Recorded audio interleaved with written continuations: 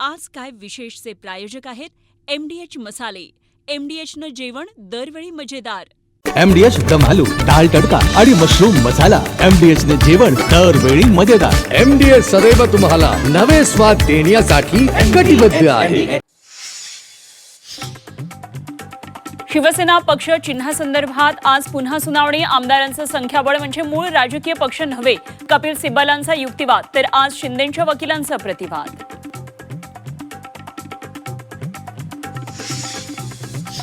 मनसे अध्यक्ष राज ठाकरे 2 दिवसीय नाशिक दौऱ्यावर. स्थानिक नेते पदाधिकारी कार्यकर्त्यांच्या बैठका घेणार. शहरातील खड्ड्यांबाबत काय भूमिका घेणार याकडे लक्ष.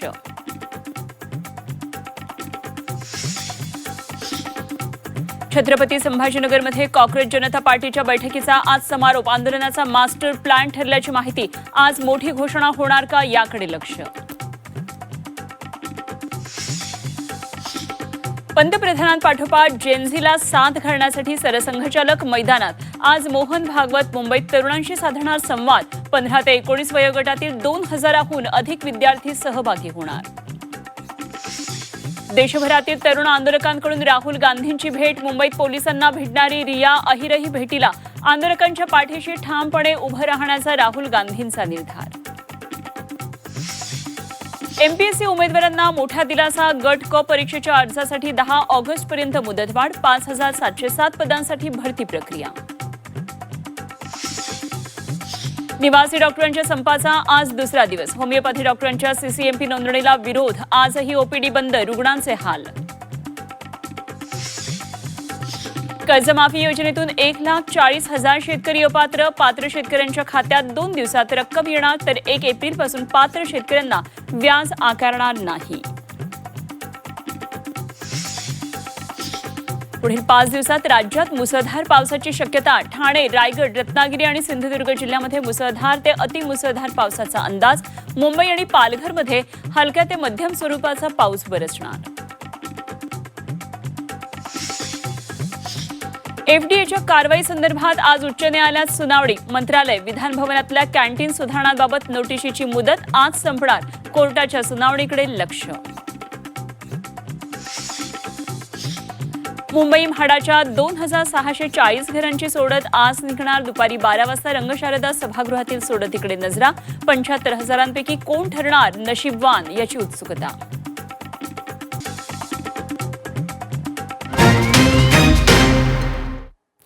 नमस्कार आणि सुप्रभात. मी अनुपमा खानविलकर. आपण पाहताय झी24 तास. आज काय विशेष या बातमीपत्रामध्ये आपल्या सर्वांचं स्वागत. आज काय विशेष या बातमीपत्रामध्ये आपण सुरुवातीला पाहूया आज लक्ष वेधून घेणाऱ्या 3 महत्त्वाच्या बातम्या. आणि यामध्ये पहिली मोठी बातमी आहे ती म्हणजे शिवसेना पक्ष आणि चिन्हावर आजही महासुनावणी होणार आहे. काल उद्धव ठाकरेंचे वकील कपिल सिब्बल यांनी अत्यंत आक्रमकपणे युक्तिवाद केला.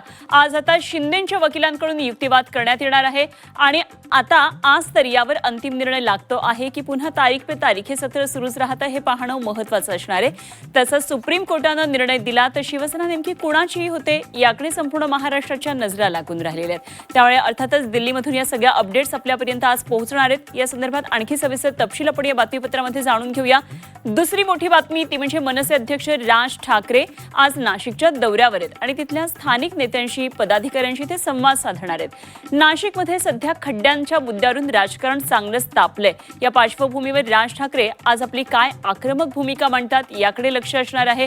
आणि तिसरी लक्षवेधी महत्त्वाची बातमी ती म्हणजे कॉक्रोच जनता पार्टीचा आता मास्टर प्लॅन ठरलाय. केवळ CJPच्या घोषणेकडे लक्ष लागलेलं आहे आणि दिल्लीच्या आंदोलनानंतर CJPचा आता पुढचा प्लॅन नेमका काय असणार आहे हे आज स्पष्ट होणार आहे. CJPचे प्रमुख अभिजित दिपके यांच्या घरी सदस्यांची बैठक पार पडली आहे आणि आज CJPचा हा मास्टर प्लॅन सगळ्यांच्या समोर येणार आहे. त्यामुळे याही घडामोडीकडे आपलं लक्ष असणार आहे. तर या बातम्या आपण सविस्तर पाहणार आहोतच आणि त्याचबरोबर आमच्या रिपोर्टर्स बरोबर सुद्धा जोडले जाणार आहोत आणि या बातम्यांविषयी आणखी सविस्तर तपशील आपण त्यांच्याकडून जाणून घेणार आहोत. शिवसेना पक्षाची आजही महासुनावणी आहे. अंतिम निर्णय आज लागणार की पुन्हा तारीख मिळणार आणि आज युक्तिवाद होताना नेमका शिंदेंकडून काय युक्तिवाद होतोय खरं तर हे पाहणं अत्यंत महत्त्वाचं ठरणार आहे. आणि हेच सगळ्या अपडेट घडामोडी घेऊन आलेल्या आहे. माझे सहकारी स्वप्नील जाधव. आपण स्वप्नीलकडून या संदर्भातले आणखी सविस्तर डिटेल्स जाणून घेऊया. त्याचबरोबर महत्त्वाची बातमी ती म्हणजे नाशिकमधून राज ठाकरे आज नाशिकच्या दौऱ्यावर आहेत. तिथले स्थानिक नेते पदाधिकारी यांच्याबरोबर आज राज ठाकरे संवाद साधणार आहेत. त्यामुळे नाशिक दौऱ्याकडे राज ठाकरे यांच्या या लक्ष लागलेलं आहे. आणखी सविस्तर अपडेट घेऊन येत आहेत माझे सहकारी योगेश खरे नाशिकमधून. आपण त्यांच्याकडून सगळे अपडेट जाणून घेऊया. त्याचबरोबर राज्यामध्ये सध्या डॉक्टरांचा संप सुरू आहे. रुग्णांचे प्रचंड हाल सुरू आहेत कारण सगळ्या ओपीडी बंद आहेत. त्यामुळे रुग्णसेवा खोळंबलेली आहे. आज आता या संपाचा दुसरा दिवस आहे. आज या दुसऱ्या दिवशी काय नेमके सगळे हाल होत आहेत रुग्णांचे जाणून घेणार आहोत. आमचे प्रतिनिधी सीमा आढे आपल्याबरोबर थेट मुंबईतून जोडल्या गेलेले आहेत आणि सीमाकडून आपण या संदर्भातले तपशील जाणून घेऊया. तर सीजेपीचा आता मास्टर प्लॅन ठरलेला आहे आणि सीजेपीच्या घोषणेकडे सगळ्यांचं लक्ष लागलेलं आहे. या घोषणेकडे जसं विद्यार्थी वर्गाचं लक्ष आहे तसंच राजकीय वर्तुळाचं सुद्धा लक्ष आहे आणि त्यामुळे आता सगळं लक्ष हे छत्रपती संभाजीनगरमध्ये. आणि माझे सहकारी विशाल करोळे सीजेपीच्या या सगळ्या घडामोडींवर तिथल्या बैठकांवर लक्ष ठेवून आहेत. आपण विशालकडून या संदर्भातले तपशील जाणून घेणार आहोत. विशाल करोळे आपल्याबरोबर जोडले गेलेले आहेत. आणि आता जाऊया आपण सविस्तर बातम्यांकडे. आणि सविस्तर बातम्यांची सुरुवात राजकीय वर्तुळातल्या एका महत्त्वाच्या घडामोडीनं. शिवसेना पक्ष आणि चिन्हावर आज पुन्हा एकदा सुप्रीम सुनावणी होणार आहे आणि आज शिंदेंच्या वकिलांकडून कोर्टामध्ये युक्तिवाद करण्यात येणार आहे. काल शिवसेना पक्ष आणि धनुष्यबाण चिन्ह हे कुणाचं यावर सुप्रीम कोर्टात अत्यंत महत्त्वाची सुनावणी पार पडली. सरन्यायाधीश सूर्यकांत, न्यायमूर्ती जयमाल्या बागची आणि न्यायमूर्ती व्ही मोहना यांच्या त्रिसदस्यीय खंडपीठासमोर उद्धव ठाकरे यांच्या पक्षाचे वकील कपिल सिब्बल यांनी अत्यंत आक्रमकपणे युक्तिवाद मांडला. केवळ आमदारांचं संख्याबळ म्हणजे मूळ राजकीय पक्ष नव्हे असा मुद्दा त्यांनी मांडला. आमदार एकत्रित सुरतला गेले, त्यानंतर ते गुवाहाटीला गेले आणि हा सगळा योगायोग नव्हता, सर्व पूर्व नियोजित होतं अशी बाजू त्यांनी कोर्टात मांडली. आणि हा मुख्य मुद्दा मांडताना सिब्बल यांनी विधानसभा अध्यक्ष आणि निवडणूक आयोगाच्या भूमिकेवर सडकून टीका केली.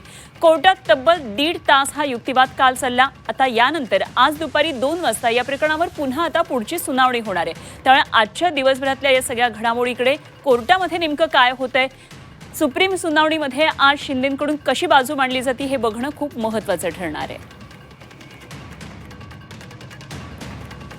तर देशाच्या संविधानावर विश्वास आहे असं खासदार संजय राऊत यांनी म्हटलंय. यांचा खेळ कायदेशीररित्या मार्गानंच आटोपतोय, आमच्या मनामध्ये शंका नाही. शिंदेंचा फोटो पोस्ट करत राऊतांनी हे ट्विट केलेलं आहे.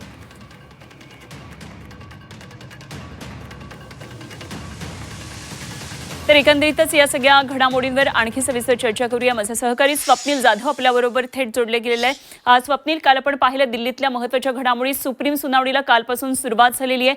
आक्रमकरित्या कपिल सिब्बल यांनी शिवसेना उद्धव बाळासाहेब ठाकरे पक्षाची बाजू मांडली आणि एकंदरीतच जो विधिमंडळाचा पक्ष आणि राजकीय पक्ष यामध्ये नेमका फरक काय हे सांगताना त्यांनी लोकशाही मूल्यांना सुद्धा हात घातली. त्यानंतर भाजपचं नाव सुद्धा कालच्या सुनावणीमध्ये थेट कपिल सिब्बल यांनी घेतलं. एकंदरीतच आजचा दिवस सुद्धा तितकाच महत्त्वाचा असणार आहे.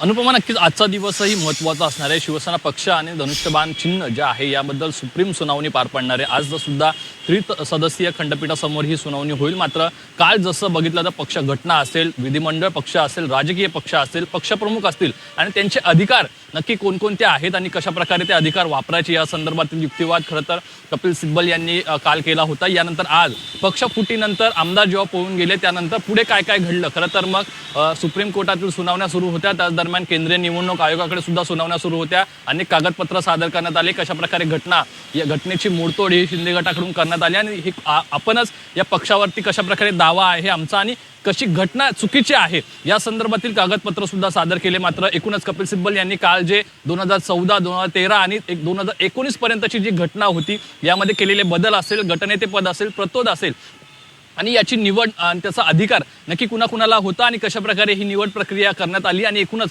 एकनाथ शिंदे हे स्वतः या घटनेमध्ये होते, तिथे गटनेतेपदी होते, त्यांना नंतर हटवण्यात आलं, प्रतोद पदावरून हटवण्यात आलं. अशा प्रकारचे अनेक जे युक्तिवाद आहे तो काल कपिल सिब्बल यांनी केलेला आहे. मात्र एकूणच जी महाशक्ती आपल्या सोबत असल्याचं वक्तव्य जे एकनाथ शिंदे यांनी केलं होतं त्या संदर्भातील सुद्धा उल्लेख हा कपिल सिब्बल यांनी सुप्रीम कोर्टामध्ये केलेला आहे. त्यामुळे पक्ष विरोधी कारवाई झाली असल्याचा सुद्धा कपिल सिब्बल यांनी हा मुद्दा मांडलेला आहे. तसेच 10 शेड्यूलनुसार काही घटना या घडलेल्या आहेत, काही आमदार खासदार गेलेले आहेत आणि एकूणच पक्षावरती दावा ठोकलेला आहे. हे फक्त शिवसेनेच्या संदर्भात नाही तर महाराष्ट्रामध्ये, देशामध्ये अशा बऱ्याच घटना घडत आहेत. त्यामुळे कुठेतरी लोकशाही संदर्भातील सुद्धा प्रश्न हे कपिल सिब्बल यांनी उपस्थित केले. यावरती कोर्टाने सुद्धा काही निर्देश नोंदवलेले आहेत. मात्र आज पुन्हा आपण बघितलं तर एकूणच ज्या आमदारांना पक्षाचं चिन्ह आणि एकूणच शिवसेनेचं नाव जे देण्यासंदर्भातील केंद्रीय निवडणूक आयोगाचा निर्णय असेल तो कशा प्रकारे घेण्यात आला आणि कोणकोणते कागदपत्र, त्याचप्रमाणे विधानसभा अध्यक्षांनी घेतलेले निर्णय या संदर्भातील युक्तिवाद हा आक्रमकरित्या होऊ शकतो आणि यानंतर मात्र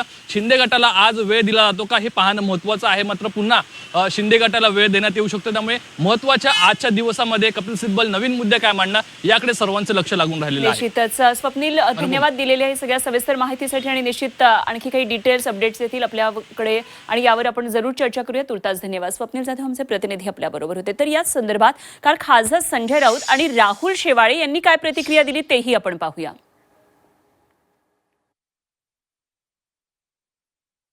सगळे डिस्क्वालिफाय होतील, हे सगळे बरखास्त होतील. शिवसेनेचं चिन्ह आणि मूळ शिवसेना ही त्यांच्याकडे अत्यंत बेकायदेशीरपणे सोपवलेली आहे. कोणताही नियम, कोणताही कायदा आणि कोणतंही संविधानातलं कोणत्याही सेक्शननुसार काम झालं नाही, हे आज कपिल सिब्बल यांनी मुख्य न्यायाधीशांच्या पीठापुढे मांडले. माननीय कपिल सिब्बलच हे युक्तिवाद करतील आणि त्याच्यानंतर त्यांच्या वतीने अजून एक त्यांचे लॉयर हे युक्तिवाद करतील आणि त्यांचे युक्तिवाद पूर्ण झाल्यानंतर आमच्या वतीने रोदगी आहेत, कौल आहेत आणि मेहता साहेब आहेत आणि 4 असे सगळे सिनियर लॉयर आहेत. हे सर्वजण आमच्या बाजूने युक्तिवाद करतील आणि त्याच्यानंतर या संदर्भातला निर्णय होईल. आणि त्यांनी जो आज युक्तिवाद केलाय त्या युक्तिवादाला प्रत्युत्तर आमच्या सगळ्या सिनियर लॉयरच्या माध्यमातून देण्यात येईल. कारण त्यांनी खऱ्या अर्थाने खोटी बाजू ही न्यायालयासमोर मांडलेली आहे. जे काही त्यांनी मुद्दे मांडलेले आहेत त्यात काही बेस नाहीये. जी खरी बाजू आहे ती बाजू आमच्या सिनियर लॉयरच्या माध्यमातून माननीय न्यायालयासमोर मांडली जाईल. आणि त्यामुळे आजचा हा कोर्टातला दिवस खूप महत्त्वाचा सुप्रीम कोर्टातला ठरणार आहे. खरं तर सुप्रीम कोर्टामध्ये शिवसेनेचं नाव, पक्षाचं चिन्ह यावरून जोरदार सध्या युक्तिवाद सुरू असताना इकडे उपमुख्यमंत्री एकनाथ शिंदे हे दरेगावामध्ये पोहोचलेत. कोल्हापूरचा दौरा आटपलाय आणि शिंदे आता बामणोली मार्गे दरेगावामध्ये दाखल झालेत. आता शिंदे पुढचे 2 दिवस दरेगावामध्ये मुक्कामी राहणार आहेत अशी माहिती कळते. त्यामुळे आता राजकीय चर्चा पुन्हा एकदा सुरू होतील, राजकीय घडामोडी घडतील आणि राजकीय काही भेटीगाठी सुद्धा निश्चितच होतील. कारण जेव्हा उपमुख्यमंत्री एकनाथ शिंदे त्यांच्या मूळ गावी दरेगावात जातात, स्थानिक त्यांना भेटायला येतात, स्थानिक राजकीय व्यक्तींच्या भेटीगाठी होतात. त्यामुळे काय नेमक्या तिथेही राजकीय घडामोडी घडतात हे पाहणं महत्त्वाचं असेल.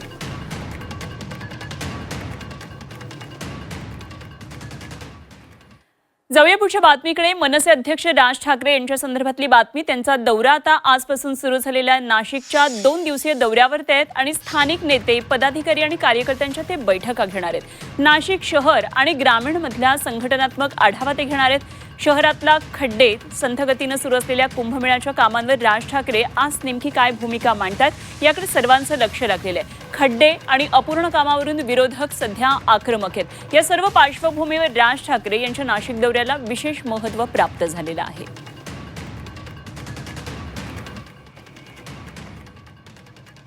ते राज ठाकरे यांच्या नाशिक दौऱ्यासंदर्भात आणखी सविस्तर तपशील जाणून घेऊया. आमचे प्रतिनिधी योगेश खरे आपल्याबरोबर थेट जोडले गेलेत नाशिकमधून.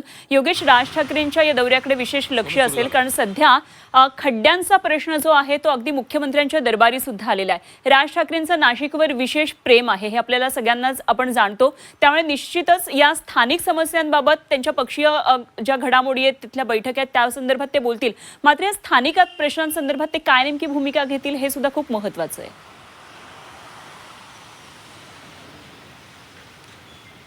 खरं आहे अनुपमा, आपण जर बघितलं तर मनसेने नाशिक शहराच्या विकासाचा ब्ल्यू पॅटर्न जो होता तो या ठिकाणी मांडलेला होता. राज ठाकरे यांनी जे काही संपूर्ण नाशिकचा विकास दाखवला होता त्याला भरभरून अशी मतं नाशिककरांनी एका काळात दिलेली होती आणि त्यामुळेच अगदी 2 आमदार, महापालिकासुद्धा ताब्यात मनसेच्या देण्यात आली होती आणि त्यावेळेस अनेक कामं ही राज ठाकरे यांनी केली होती. मात्र सध्याची जी परिस्थिती आहे आणि जो लोकांचा प्रचंड असंतोष आहे शहरातल्या खड्ड्यांविषयी आणि एकूणच कुंभमेळ्याच्या कामांविषयी, त्यामुळे आता एक पोषक असं वातावरण जे आहे ते मनसेसाठी या ठिकाणी निर्माण झालं आहे आणि त्यामुळे नेमका हा या असंतोषाचा जी काही वाट आहे ती बघण्याआधीच राज ठाकरे या ठिकाणी येत आहेत. 2 दिवसाचा अचानक त्यांनी दौरा या ठिकाणी लावलेला आहे. एकूणच पक्षाची बांधणी, जो पक्ष पूर्णपणे लयाला या ठिकाणी गेलेला आहे, त्या पक्षाची पुनर्बांधणी आणि त्याचबरोबर सर्व कार्यकर्त्यांशी चर्चा आणि खड्ड्यांच्या प्रश्नाविषयीची पत्रकार परिषद घेऊन ते एकूणच कशा पद्धतीनं ही सर्व कामं चालली आहे याची पोलखोल करतील अशी अपेक्षा आहे. 2 दिवसीय दौऱ्यांमध्ये आज दुपारपर्यंत राज ठाकरे या ठिकाणी पोहोचतील. त्यानंतर पक्षातील कार्यकर्त्यांच्या पदाधिकाऱ्यांच्या बैठका या ठिकाणी घेतील. उत्तर महाराष्ट्रातल्या पण काही कार्यकर्त्यांना पदाधिकाऱ्यांना या ठिकाणी बोलवण्यात आलं आहे आणि उद्या 11 वाजता ते पत्रकार परिषद घेऊन एकूणच नाशिकविषयीचं त्यांना काय वाटतंय याविषयी ते बोलतील. एकूण राजकारणाविषयी ते त्या ठिकाणी चर्चा करतील. मात्र एकूण जर आपण बघितलं तर नाशिक शहरातल्या दुरावस्थेबद्दल आता ते परखडपणे बोलतील अशी अपेक्षा आहे. निश्चितच जरूर त्यांच्या दौऱ्यावर लक्ष ठेवून राहा. आपण आणखी चर्चा करत राहूया यावर. तुर्तास धन्यवाद दिलेल्या माहितीसाठी. योगेश खरे आमचे प्रतिनिधी आपल्याबरोबर होते. येऊया पुढच्या बातमीकडे. राज्यभरातल्या निवासी डॉक्टरांचा संप आज दुसऱ्या दिवशी सुद्धा सुरूच आहे. होमिओपॅथी डॉक्टरांची CCMP नोंदणी थांबवण्याची मागणी होती आणि डॉक्टरांच्या या संपाचा रुग्णसेवेला थेट मोठा फटका बसतोय. आजही रुग्णालयातले OPD सेवा ही बंद असल्यामुळे रुग्णसेवेवर याचा परिणाम दिसतो आहे. महाराष्ट्र वैद्यकीय परिषदेकडे म्हणजे MMC, महाराष्ट्र मेडिकल काउन्सिलकडे CCMP प्रमाणपत्रधारक BHMS डॉक्टरांच्या प्रस्तावित नोंदणीला स्थगिती देण्यात यावी, ही महत्त्वाची मागणी आहे. कोणत्याही वैद्यकीय शाखेच्या कायदेशीर कार्यकक्षेबाहेरचा क्रॉस प्रॅक्टिसला परवानगी देऊ नये अशी निवासी डॉक्टरांची मागणी आहे आणि निवासी डॉक्टरांच्या दीर्घकाळ प्रलंबित न्याय मागण्या या तातडीने पूर्ण कराव्यात. अशा या सगळ्या मागण्यांसाठी राज्यभरातल्या सरकारी रुग्णालयातल्या निवासी डॉक्टरांचा हा संप सुरू आहे. आज या संपाचा दुसरा दिवस आहे. आज देखील OPD बंद आहेत आणि निश्चितच आता रुग्णसेवेला मोठा फटका बसताना पाहायला मिळतोय. तर या संदर्भात आणखी सविस्तर माहिती देण्यासाठी माझी सहकारी सीमा आपल्याबरोबर जोडली गेलेली आहे. सीमा, काल आपण पाहिलं OPDवर आलेल्या रुग्णांना पुन्हा माघारी फिरत जावं लागलं होतं. त्याचं कारण की OPDच बंद होती आणि कुठल्याही प्रकारचे उपचार होत नव्हते. आज सुद्धा बहुधा तीच परिस्थिती. काय नेमके रुग्णालयांमधलं चित्र दिसतंय?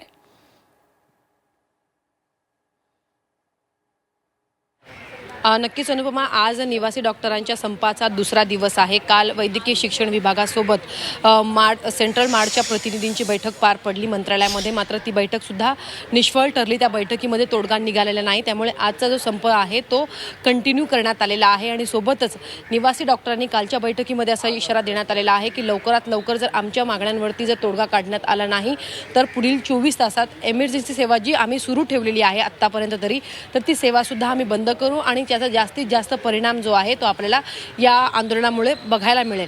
कालच्या बैठकीमध्ये त्यांच्या मागण्यांवरती तर चर्चा झाली, मात्र सरकारने त्यांना कोणतंही आश्वासन न दिल्यामुळे हा संप जो आहे तो सुरूच असल्याचं सध्या तरी आपल्याला पाहायला मिळत आहे.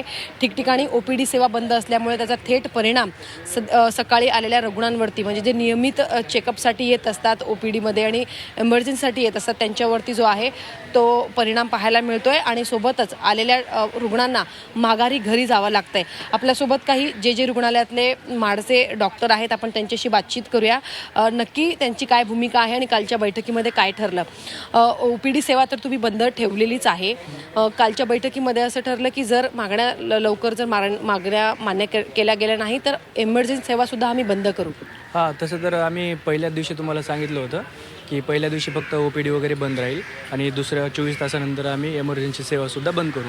पण आम्ही रुग्णांचा विचार करून आज मधला मार्ग काढला आणि आज एमर्जन्सी सेवा पुढील 24 तासासाठी सुरू ठेवण्याचा निर्णय घेतला आहे. जर सरकारने काही या पुढच्या 24 तासात जर काही कामाचा निर्णय नाही घेतला तर आम्ही पुढच्या 24 तासानंतर एमर्जन्सी सेवा पण बंद करण्याचा निर्णय घेणार आहोत. खरं तर शासकीय रुग्णालयामध्ये जे रुग्ण येत असतात OPD मध्ये तर त्यांना मोठा फटका दिसून त्यांच्यावरती त्यांना त्यांची गैरसोय होते. तर त्यामुळे सरकार लक्ष देत नाही असं वाटते का, किंवा लवकरात लवकर तोडगा काढत नाही का? आणि असंही कळतं की आजपासून विविध डॉक्टरांच्या संघटना आहेत त्यासुद्धा सहभागी होणार आहेत. मॅम, विषय कसा आहे, तुम्ही म्हणताय की आम्ही स्ट्राईक केल्यामुळं रुग्णांना फटका बसतोय, पण सरकार जो निर्णय घेतोय तो कितपत योग्य आहे? आम्ही 5 वर्ष MBBS करायचं, त्यामध्ये ॲलोपॅथी शिकायचं, फार्मसी किंवा हा जे कोर्स आहे 1 वर्ष शिकता शिकता त्याचे ड्रग कॉम्बिनेशन असतील, ॲडवर्स इफेक्ट असतील, अँटीबायोटिक्सचा यूज असेल, हा पूर्ण 5 वर्षाचा काळ आहे. त्यामध्ये पूर्ण शिकायला लागतो. त्यांना तुम्ही 1 वर्षाचा कोर्स देताय जे की CCMPच्या नावाखाली, त्यामध्ये त्यांना तुम्ही फार्मसी शिकवताय आणि त्यानंतर तुम्ही त्यांना MMC रजिस्ट्रेशन देऊन पेरिफेरल म्हणजे PHC जे आहेत, जे की गरीब रुग्ण आहेत, ज्यांना माहीतच नाही आहे की कुणाकडून आपण ट्रीटमेंट घेतली पाहिजे, थोडं 100-200 रुपये कमी दिले त्यांच्याकडून ट्रीटमेंट घेतात. विषय काय होतो, जे BHMS वाल्यांकडून ट्रीटमेंट घेत आहेत त्यांनी अँटीबायोटिकचा यूज असा करतायत की नंतर तो रुग्ण हायर सेंटरला पाठवला जातो. त्यामध्ये जेव्हा ते हायर सेंटरला येतो तिथे अँटीबायोटिक्स वर्क्सच नाही करत, त्यामध्ये त्या पेशंटची डेथ होते. रिस्पॉन्सिबिलिटी कुणावर येते? जो टर्शरी सेंटरचा डॉक्टर आहे त्याच्यावर येते. मग ही चुकी कुणाची आहे? लॉंग टर्ममध्ये जर विचार केला तुम्ही तर हे रुग्णांच्या जीवासाठी एकंदरीतच, धोक्याचं आहे. आज सीमा- आम्ही OPD सेवा बंद करतोय. सीमा, हा हे temporary एकंदरीतच संप हा डॉक्टरांसाठी नव्हे तर रुग्णांच्या हितासाठी आहे असं या सगळ्या डॉक्टरांचं म्हणणं आहे, कसं एकंदरीतच दिसतं आहे. मात्र अर्थातच सरकार या सगळ्या संपाकडे कशा पद्धतीनं आता पाहत आहे हे बघणं खूप महत्त्वाचं ठरणार आहे. त्यामुळे निश्चितच या मागण्या मान्य होत आहेत का किंवा कशा पद्धतीनं तोडगा निघतोय आपल्याला पाहायचं आहे. सीमा, धन्यवाद केलेल्या चर्चेसाठी. मात्र आपल्याला आणखी एका मुद्द्यावर चर्चा करायची, अशा संपर्कात रहा. जाऊया पुढच्या बातमीकडे. बातमी सीजेपीची. सीजेपीचा आता मास्टर प्लॅन ठरलेला आहे, त्यामुळे आज आता सगळ्यांना प्रतीक्षा असणार आहे ती घोषणेसंदर्भातली. छत्रपती संभाजीनगरमध्ये काँग्रेस जनता पार्टीची 2 दिवस बैठका सुरू आहे. काँग्रेस जनता पार्टीचा आगामी काळातला मास्टर प्लॅन ठरल्याची माहिती मिळते आणि याच संदर्भात आज घोषणा होण्याची शक्यता आहे. सीजेपीच्या 2 दिवसीय बैठकीचा आज समारोप होणार आहे आणि या बैठकीसाठी देशभरातून महत्त्वाचे 7 ते 8 सदस्य या बैठकीसाठी आलेले होते. काँग्रेस पार्टीचे प्रमुख अभिजित दिपके यांच्या घरी या सगळ्या बैठका आहेत. दरम्यान आगामी आंदोलनाची दिशा काय नेमकी असणार आहे, पुढे काँग्रेस पक्षाचं धोरण नेमकं कसं असणार आहे, याबाबत आज पत्रकार परिषदेमध्ये हे सगळे सदस्य माहिती देणार आहेत आणि पुढच्या आंदोलनाबाबत काही मोठी घोषणा होणार का ही सुद्धा आज माहिती करणार आहे. त्यामुळे अर्थातच लक्ष आजच्या या पत्रकार परिषदेकडे असणार आहे. किस तरह से इस आंदोलन को देश के कोने कोने तक लेकर हम लोग जा पाए, हमारे संगठन को किस तरह से हम एक्सपैंड करें, इस बारे में आगे की प्लानिंग के लिए हम लोग अपनी आगे की रणनीति आप सभी लोगों के सामने रखेंगे. आप लोगों द्वारा जितना भी फीडबैक दिया गया है, जितने भी हजारों लाखों मैसेजेस इंस्टाग्राम पे हमें मिल रहे हैं, हमारे व्हाट्सएप नंबर्स पे आए हैं, हमने सारे फीडबैक और सजेशंस को बहुत सीरियसली लिया है. कल एक बहुत बड़ा अनाउंसमेंट करेंगे आगे की रणनीति को लेकर, तो बने रहिए, इसी तरह हमें सपोर्ट करते रहिए और मिलकर जिस तरह से पिछले 2 महीने में जंतर मंतर पर संघर्ष करके हमने राजनीति और इस देश की दिशा और दशा को बदलने का काम किया है, आगे भी करेंगे. तेव्हा आज खूप मोठी घोषणा होण्याची सीजेपीकडून शक्यता आहे. अर्थात ही घोषणा काय असेल, सगळ्यांना याची उत्सुकता असणार आहे आणि या सगळ्या घडामोडींवर छत्रपती संभाजीनगरमध्ये लक्ष ठेवून आहेत आमचे सहकारी विशाल करोळे. आपण थेट जाऊया विशालकडे. विशाल, आज एकंदरीतच दुसरी पुन्हा बैठक होणार आहे. बैठकांचं सत्र हे सुरू आहे आणि सगळ्यात महत्त्वाचं आता रांकांचा आपण जो बाईट ऐकला प्रतिक्रियेमध्ये त्यांनी सांगितलं मोठी घोषणा होणार आहे. एका लोकचळवळीची गरज आहे असं दिपकेंनी म्हटलंय. काय एकंदरीतच या संदर्भात अंदाज आहेत आणि काय आजचं शेड्यूल नेमकं काय असणार आहे सीजेपीचं? गेली 2 दिवस हे सगळी मंडळी आपल्या पुढील आंदोलनाच्या दिशेबाबत सांगतायत आणि कदाचित रांका यांनी आपल्या आता प्रतिक्रियेतनं त्याचेच संकेत दिलेले आहे. खरं तर काल ज्यावेळेस माध्यमांशी ही सगळी लोक बोलली त्यावेळेस एक गोष्ट त्यांनी स्पष्ट केली की आम्हाला कुठलाही राजकीय पक्ष काढायचा नाही आहे, आम्ही एक दबाव गट म्हणून काम करणार आणि विद्यार्थ्यांसाठी सातत्यानं काम करत राहणार, अशा पद्धतीने त्यांनी सांगितलं आहे. मात्र एक गोष्ट निश्चितपणे त्यांच्या देहबोलीतून दिसते, ते म्हणजे देशभरात त्यांची जी संघटना आहे ती मजबूत करण्यासाठीच्या हालचाली आणि त्याचबाबत आज एक घोषणा करू शकतात. देशभरात सीजेपीचे हे सर्व सदस्य आता दौरा काढणार आहेत. प्रत्येक शहरात प्रत्येक गावात जाणार, तरुणांच्या समस्या समजून घेणार, कुठल्या राज्यात कुठल्या तरुणांची कुठले प्रश्न आहे या सगळ्यांची मांडणी करणार, एक अहवाल सीजेपी या सगळ्याबाबत तयार करणार आहे आणि त्यानंतर आता जी ही संघटना जंतर मंतरपुरती मर्यादित होती, ही संघटनेची पाळेमुळे यांना देशभर आता पसरवायचे असं या बैठकीत ठरल्याचं सूत्रांकडून आपल्याला कळतंय. सोबतच विद्यार्थ्यांचं हे जे आंदोलन जंतर मंतरवर झालं त्यात अनेक विद्यार्थ्यांवर अजूनही गुन्हे दाखल झालेले आहेत, अनेक गुन्हे मागे घेतल्याचं केंद्र सरकारचं म्हणणं आहे. मात्र प्रत्यक्षात विद्यार्थ्यांचे हाल सुरू आहे, त्यांना त्रास देणं सुरू आहे, अशा पद्धतीचा आरोप करण्यात येतोय. त्यामुळे याबाबत कुठलं आंदोलन करायचं का किंवा केंद्र सरकारसोबत चर्चा करायची याबाबतची रणनीती सुद्धा आता हे बैठकीत ठरणार आहे. खरं तर काल दिवसभर सीजेपीच्या सर्व सदस्यांनी मंथन केलं, त्यांच्यासमोर असलेल्या समस्यांचा उहापोह केला. आज पुन्हा ते मंथन करणार आहे आणि त्यानंतर आपली भूमिका ते माध्यमांसमोर स्पष्ट करणार आहे. त्यामुळे आता कधी हे सगळे देशभराच्या दौऱ्यावर निघणार आणि कशी संघटना या राजकीय पक्षांना टक्कर देत मजबूत करणार हेच पाहणं आता महत्त्वाचं ठरेल. निश्चितच विशाल. आणि यामध्ये काल दिपकेंनी जसं म्हटलं होतं की त्यांना कुठले राजकीय पक्ष नव्हे तर एक प्रेशर ग्रुप तयार करायचा आहे. त्यामुळे सरकारला दबाव निर्माण करणारा हा गट, सरकारच्या विरोधात दबाव निर्माण करणारा हा गट निर्माण करायचा असेल तर कशी नेमकी त्याची संकल्पना असणार आहे हे सुद्धा बहुधा आज कळेल. धन्यवाद आपण दिलेल्या सगळ्या सविस्तर माहितीसाठी विशाल करोळे आमचे प्रतिनिधी आपल्या बरोबर होते. जाऊया पुढच्या बातमीकडे आणि ही बातमी देखील तितकीच महत्त्वाची. राष्ट्रीय स्वयंसेवक संघाचे सरसंघचालक मोहन भागवत जेनझी आणि जेन अल्फाशी आज संवाद साधणार आहेत. मुंबईमध्ये या संवाद कार्यक्रमाचं आयोजन केलंय आणि या कार्यक्रमात देशातल्या 100हून अधिक शहरातले जवळपास 15 ते 19 वयोगटातले 2000 विद्यार्थी सहभागी होणार आहेत. जंतर मंतरवर एक मोठं आंदोलन झालं आणि ह्या आंदोलनानंतर चर्चेत आली ती जेनझी. आणि आता या जेनझींसोबत मोहन भागवत आज संवाद साधणार आहेत. त्यामुळे हा संवाद नेमका कसा असणार आहे, कुठल्या मुद्द्यांना नेमके मोहन भागवत आज स्पर्श करतात आणि जेनझींना भावणारे हे मुद्दे असणार का, या सगळ्याबाबत इंटरेस्ट आता निर्माण झाले. त्यामुळे 2000 विद्यार्थ्यांचा सहभाग आजच्या या कार्यक्रमात असणार आहे. पुन्हा एकदा आपण जाऊया, माझी सहकारी सीमा आढे आपल्याबरोबर जोडले गेले. सीमाकडून जाणून घेऊया या कार्यक्रमाचं नेमकं स्वरूप कसं असणार आहे ते. सीमा, एकंदरीत जेनझींबरोबर आता संवाद साधला जाणार आहे आणि स्वतः मोहन भागवत सरसंघचालक हा संवाद साधणार आहेत. त्यामुळे निश्चितच एक वेगळी उत्सुकता आहे, कारण जेनझींची भाषा वेगळी आहे, ते ज्या पद्धतीने व्यक्त होतात ती सगळी संकल्पना वेगळी आहे. त्यामुळे आता हा संवाद कसा असणार आहे याकडे लक्ष असणार आहे. नक्कीच अनुपमा, खरं तर आजचा कार्यक्रम अतिशय महत्त्वाचा आहे आणि त्याहूनही अधिक महत्त्वाचं म्हणजे ज्या पद्धतीनं जंतर मंतरवरती जेनझीने आंदोलन केलं आणि त्याचा एक मोठा रिझल्ट देशाने पाहिला आणि जेनझीने ज्या पद्धतीने आक्रमक भूमिका घेतली ते पण वेगवेगळ्या पद्धतीनं सोशल मीडियावरती त्यांचं हे आंदोलन खूप गाजलं. अनेकांनी त्यांना खूप ज्या पद्धतीने त्यांनी मुद्दे मांडले या सगळ्या गोष्टी खरं तर काहींनी डोक्यावर घेतल्या तर काहींनी वेगळ्या पद्धतीने टीकासुद्धा केली. मात्र जंतर मंतरवर झालेल्या आंदोलनानंतर सगळ्यांच्या टार्गेटवर आहे आता जेनझी आणि झेन अल्फाला आता आपल्याकडे वळवून घेण्यासाठी सगळे राजकीय पक्ष प्रयत्न करत असताना आज RSSचे प्रमुख मोहन भागवत देखील जेनझी आणि झेन अल्फा यांच्यासोबत संवाद साधणार आहे आणि या कार्यक्रमाला म्हणजे आज मुंबईमध्ये कार्यक्रम पार पडणार आहे संध्याकाळी 5 वाजता आणि या कार्यक्रमामध्ये 2000हून अधिक जास्त तरुणी या कार्यक्रमामध्ये उपस्थिती लावणार आहे. त्यामुळे मोहन भागवत नक्की या तरुणांशी काय संवाद साधणार हे पाहणं महत्त्वाचं असणार आहे. जसं मी आता म्हणाले की जेनझीने आंदोलन केल्यानंतर खरं तर त्यांचे मुद्दे हे पार्लमेंटमध्ये सुद्धा गाजले आणि त्यांची जी लँग्वेज आहे सोशल मीडियावरती ती लँग्वेज देखील आपण पार्लमेंटमध्ये नेत्यांनी कशा पद्धतीने बोलून दाखवली, त्यांची जी बोलण्याची भाषा आहे ती कशी वेगळी आहे ते देखील नेते बोलून दाखवत होते. त्यामुळे आज मोहन भागवत कोणकोणते मुद्दे खरं तर मांडतात जेनझींसमोर त्यांच्याशी संवाद साधत असताना आणि सगळ्यात मोठं म्हणजे ज्या पद्धतीने आंदोलन झालं त्या आंदोलनावरती आज मोहन भागवत काय बोलणार हे सुद्धा पाहणं महत्त्वाचं असणार आहे. कारण जेव्हा झेन अल्फा आणि जेनझी समोर असतात तेव्हा नेते आणि त्यांना संबोधित करणारा जो वक्ता असतो तो सुद्धा त्यांना त्यांच्या लँग्वेजमध्ये कशा पद्धतीने सगळ्यात महत्त्वाचं म्हणजे सीमा यामध्ये सातत्यानं टीका ही होत होती. अनेक खासदारांनी सुद्धा केली की कुठेतरी पाश्चिमात्यकरणाकडे झुकत चाललेली ही सगळी पिढी आहे. त्यामुळे भारतीय संस्कृती या संदर्भात जे खरं तर नेहमी मोहन भागवत बोलत असतात त्याबाबत ते काय बोलतात का, हे कसं सगळं कनेक्ट करतात हे आपल्याला पाहायचंय. धन्यवाद सीमा दिलेल्या सगळ्या माहितीसाठी. जाऊया पुढच्या बातमीकडे. नाराज जेनझींसाठी फडणवीस सरकारनं सुद्धा आता एक प्लॅन आखलेला आहे आणि त्या संदर्भातली बातमी. राज्यामध्ये आता 1000 रोजगार मेळाव्यांचं आयोजन केलं जाणार आहे. 31 मार्च 2027 पर्यंत 1000 रोजगार मेळावे आयोजित केले जाणार आहेत आणि रोजगाराच्या जास्तीत जास्त संधी या उपलब्ध करून दिल्या जाणार आहेत.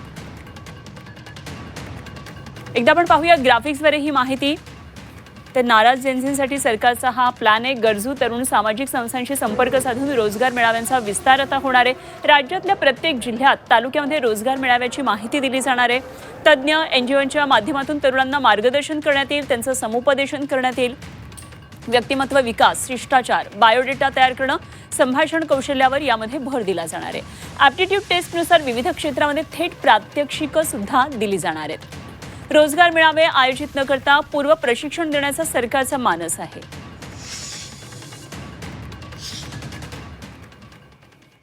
आणि आता आपण जाऊया जिल्ह्यातल्या बातम्यांकडे आणि सुरुवात करूया पुणे जिल्ह्यापासून.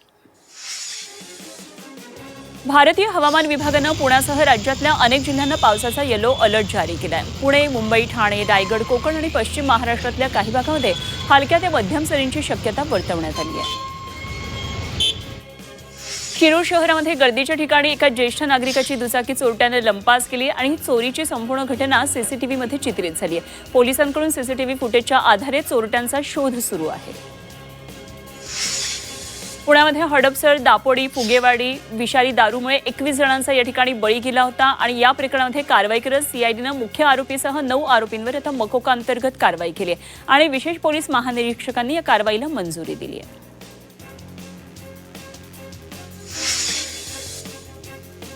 पुढे बातमी पाहूया नाशिक जिल्ह्यातून. जायकवाडी धरण आता 92% भरलंय, त्यामुळे मराठवाड्यावरचं पाण्याचं संकट दूर झालंय. नाशिक नगर विरुद्ध मराठवाडा पाणी वाटपाचा वाद सुद्धा आता नैसर्गिकरित्या मिटलेला आहे. धरणामधून गोदावरी पात्रात विसर्ग सुरू करण्यात आलाय. नाशिकच्या मालेगावमध्ये सोशल मीडिया रील बनवण्याच्या नादामध्ये तरुणांनी पुराच्या पाण्यामध्ये स्टंटबाजी केली. गिरणा नदीत उडी मारण्याच्या घटनेमध्ये एका तरुणाचा मृत्यू झाला. प्रशासनाकडून वारंवार सतर्कतेचं आवाहन करण्यात येत आहे, तरी देखील अशी स्टंटबाजी होताना पाहायला मिळतेय.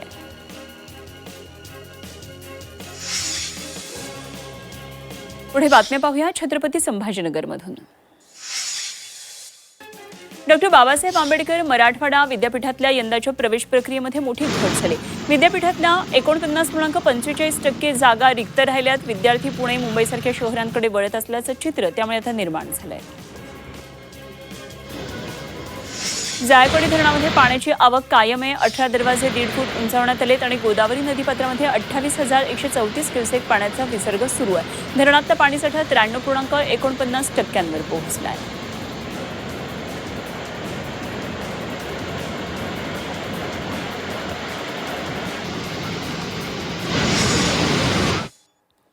आणि या बातम्यांसह आज काय विशेष या बातमीपत्रामध्ये आपण इथेच थांबतोय.